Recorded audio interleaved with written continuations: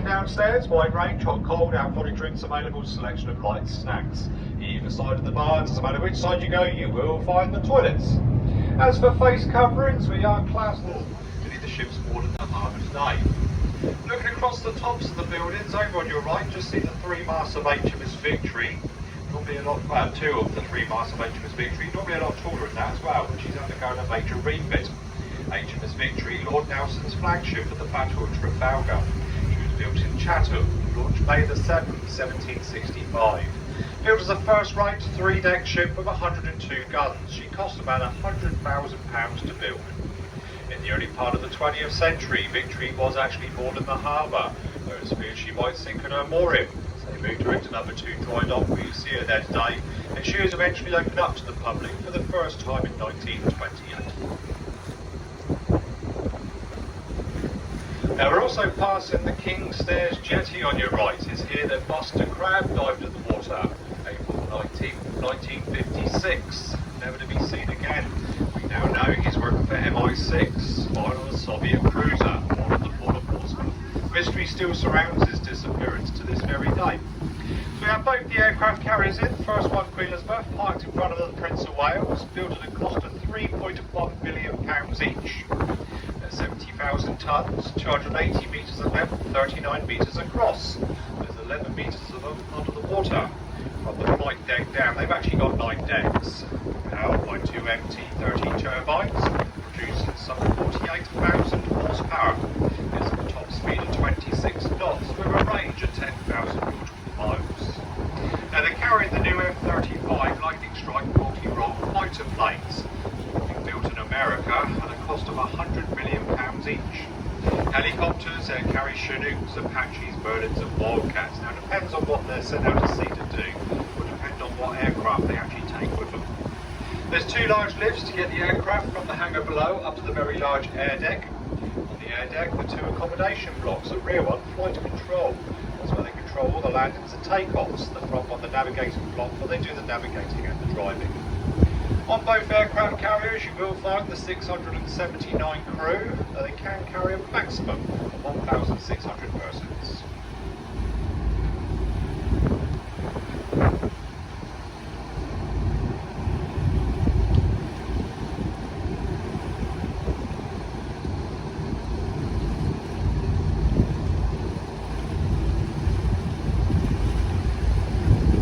Now looking between the 2 aircraft carriers, back on the quay on your right hand side, if you keep a look in that direction, very surely a black building with a grey dome roof will come into view, which is home to the Mary Rose, King Henry VIII's flagship. 19th of July 1545 she set sail from Portsmouth, as lead ship, to fend off attack from a French invasion. Unfortunately based in 1982, brought back to Portsmouth where she's now on permanent display. To the right of the Mary Rose Museum, stern of HMS Victory, you'll notice on the back end she's still flying the right hand side, but she's still a commissioned warship. She's still part of our Royal Naval fleet, in fact the oldest warship in the world today. Also on the back of Victory you'll see 3 sets of windows. The middle windows, they're to be Nelson's cabins at the Battle of Trafalgar. Now Richard the Lionheart landed in Portsmouth as King of England in the year 1194. He ordered the building the first ever dock on the site which is now gone. Never fulfilled his lifetime. He ran out of money. He had sold most of his ships anyhow. It was Henry VIII that actually established the first permanent naval dockyard here in Portsmouth. He ordered the building the first ever naval dockyard used to go. As we round this corner, all the quays coming up on your right were all extended during Victorian time. First warship we have around the corner here is P281, which is HMS Tyne. It's one of our Batch 1 River class patrol vessels. It's got 3 of these little ships, their main role being fishery protection. In front of Tyne you'll see D37, which is HMS Duncan. She's one of ours. HMS Duncan, named after an Admiral Duncan, born in Dundee in 1731. He served the Royal Navy for some 54 years and is famous for defeating the Dutch in 1797. So Admiral Duncan, he died in the year 1804. Now the Port of Portsmouth has been a naval dockyard for well over 500 years.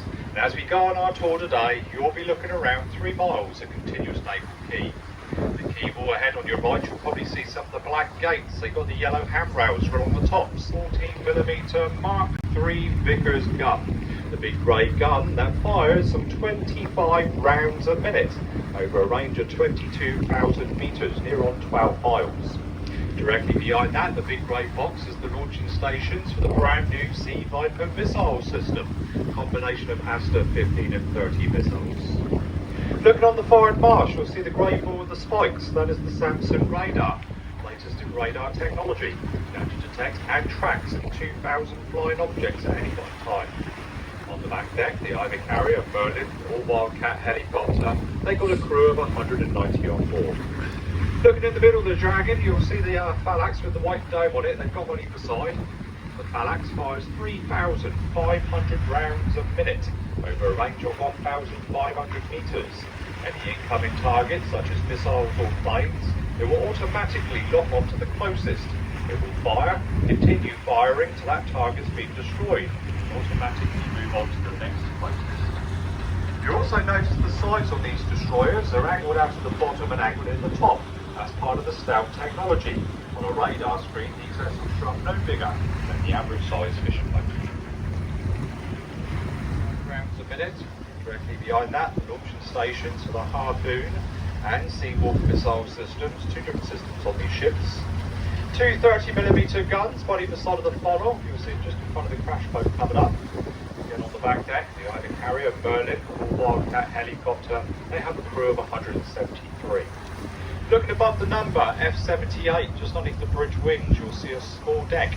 On that small deck, the two rear-facing torpedo tubes, twin set either side for the Stingray torpedoes. You also notice the superstructure on these frigates. The top bits are actually built in 3 separate blocks.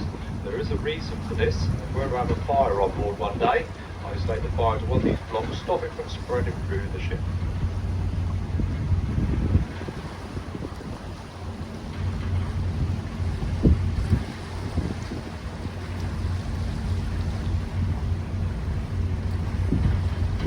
As we pass the bow of Lancaster, looking across the quay to your right, you'll get some views of number 3 basin. This is the basin that was dug out by hand by the prisoners of war. We actually use some 2,000 convicts, and around 1,000 or so when they come over here, they have to be fumigated, or creepy crawly and poisonous spider normally finds their way across them. Continuing our turn, you'll see our ferry port. This is opened in 1976, 5 berths here in total. Makes it one of the busiest ferry ports in the UK today. In fact, it's second to Dover. Now we've got 3 ships alongside. The first one here is the Condor ferry, Commodore Goodwill. She does a freight service down to the Channel Islands of Jersey and Guernsey. The Brittany ferry, Armorique, when she goes, she will be off to St Malo. Brittany ferry is actually started up by a consortium of French farmers. So irate at the cost of exporting their goods to Britain, they started their own ferry company and just grew from there. Now as we go around the corner on number 5 link span, you will see the Arrow. She is a commercial vessel that's been chartered in by Condor. It's also do a freight service down to the Channel Islands of Jersey and Guernsey. Now ferries are leave for